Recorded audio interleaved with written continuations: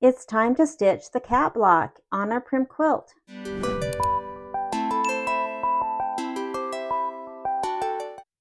The cat block is on page 36. I have my fabric that has been backed with fusible interfacing, and I have my batting.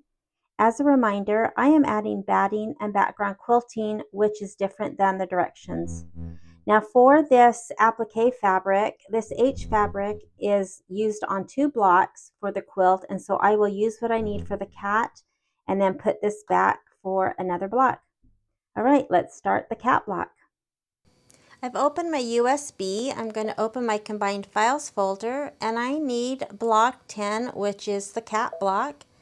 I'm going to select and hit set and embroidery.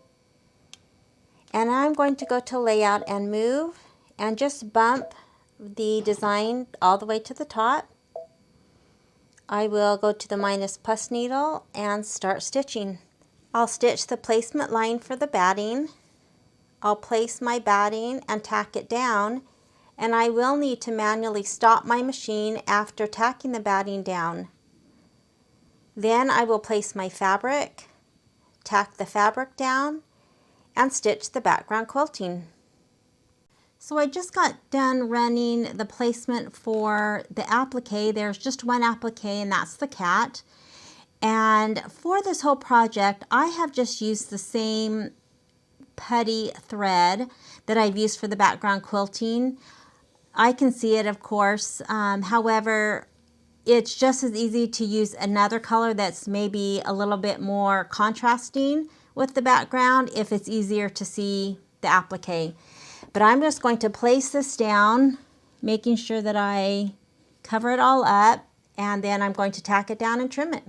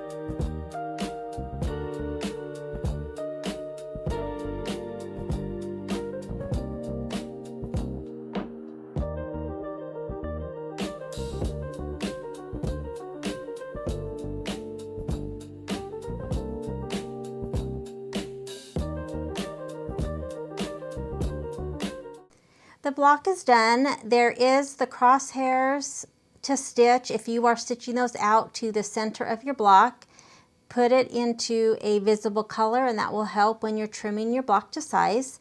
I am not going to stitch that, and so I will go home and cancel. Let's go take a look at the block.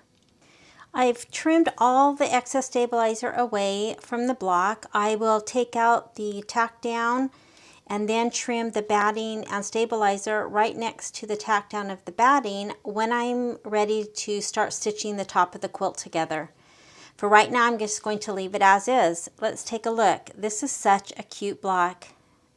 Again, another favorite. I think I'm 10 out of 10.